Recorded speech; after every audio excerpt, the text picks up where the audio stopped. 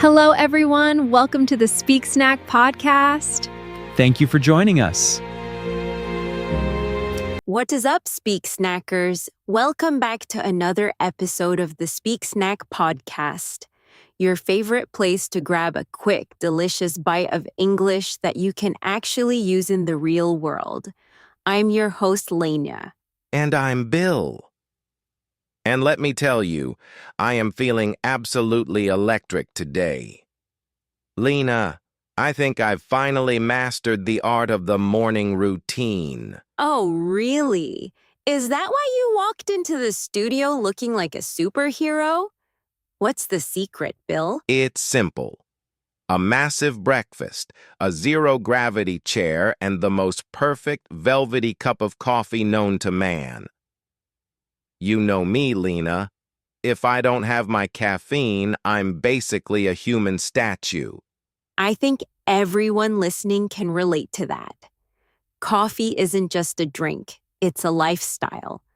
But today, Bill, we are going to talk about a different kind of daily fuel.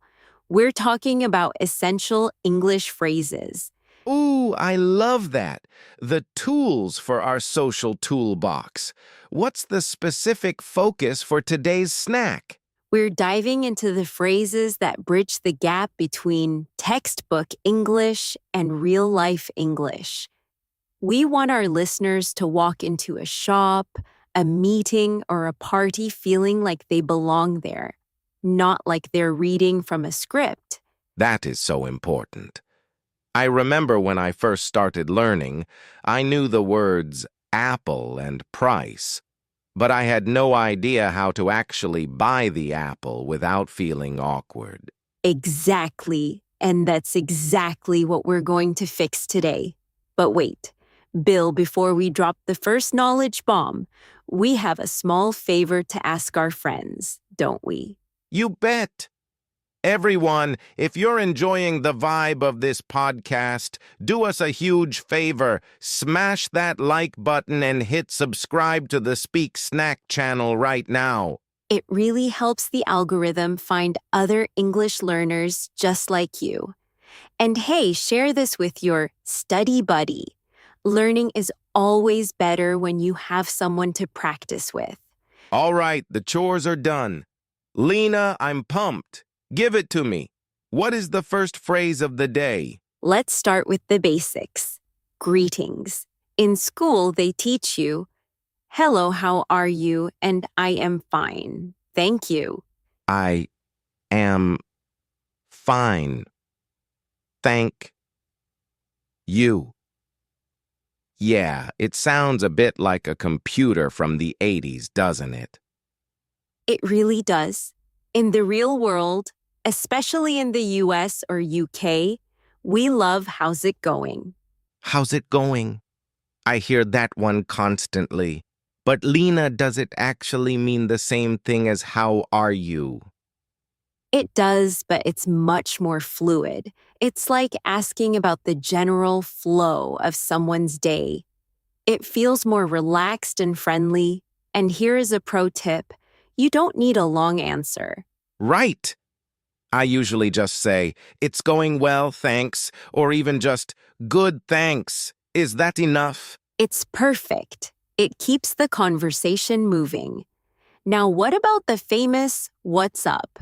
Ah, the cool guy greeting. I see that in every movie. Is that for everyone?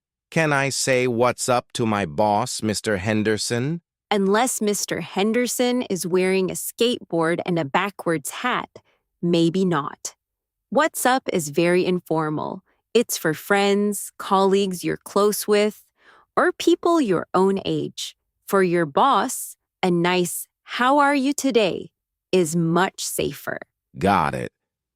What's up for my buddy Tom?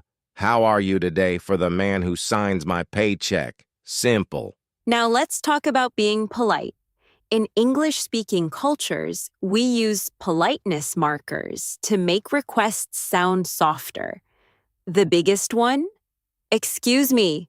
I use that when I'm trying to get off a crowded train, right? Yes. But it's also a conversation starter for strangers. If you want to ask someone for the time or directions, don't just start talking. Say, "Excuse me, do you know where the station is?" It's like a polite knock on the door of their attention. I see. It's like saying, "Hey, I'm about to ask you something. Don't be scared." Exactly. Now, what happens if you don't understand what someone said? Because let's face it, native speakers talk fast. Oh, tell me about it. Sometimes it sounds like one giant word. I usually just nod and smile, even though I have no idea what happened. Don't do that. Use the sorry trick.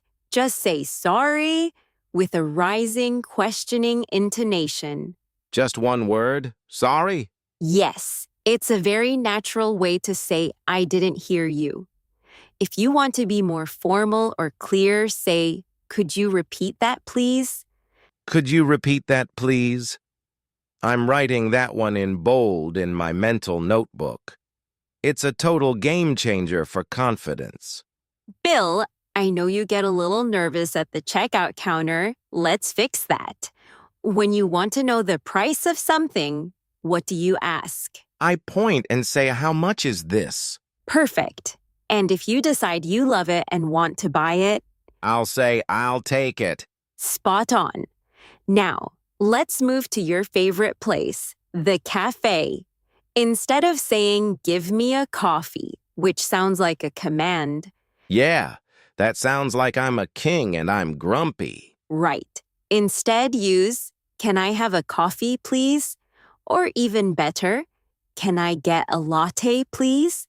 "Can I get" or "Can I have" are the most common ways to order. Can I get a double espresso, please? Wow, I already feel more sophisticated. And when the meal is over and I'm ready to pay, Ask for the check. "Can I have the check, please?" In the UK, they'll say the bill, but in the US, it's the check. Both work perfectly. Lena, I have a confession. Sometimes when I'm in a long conversation, I don't know what to do while the other person is talking.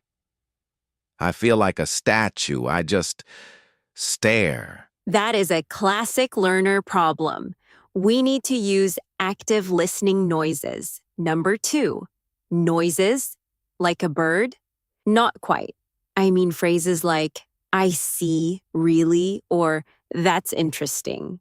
These tell the speaker, "I'm still here, I'm listening, and I understand you." Oh, so if you tell me a story about your dog, I can say, "Oh, I see," or "Really? That's awesome." Exactly. And if you want to show you're really impressed, use "That's awesome" or "That's great." These are positive reinforcers. They make the other person feel good about talking to you.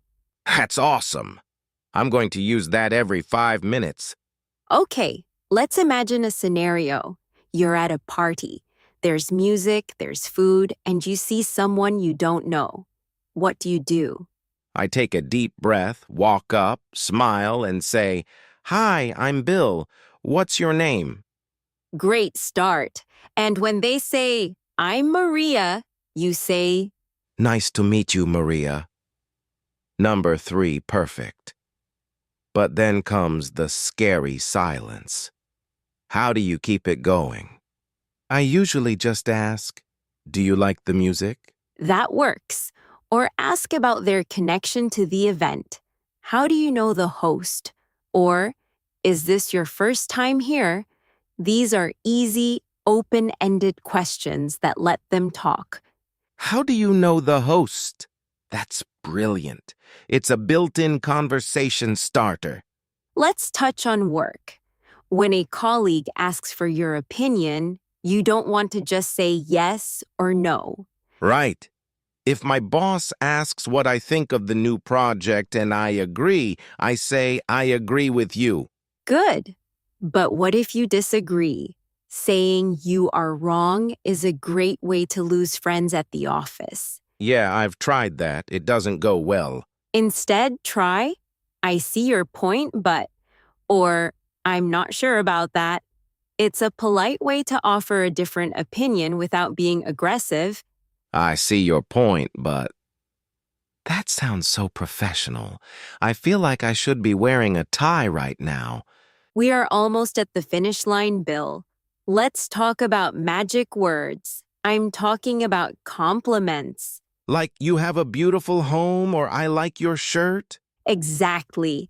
In English culture, giving a small, sincere compliment is like a social superpower. It breaks the ice instantly. If you go to a friend's house, say, "You have a beautiful home." Or if they cooked for you, "This is delicious." I want to be a conversation magician. Lena, this episode was delicious. See?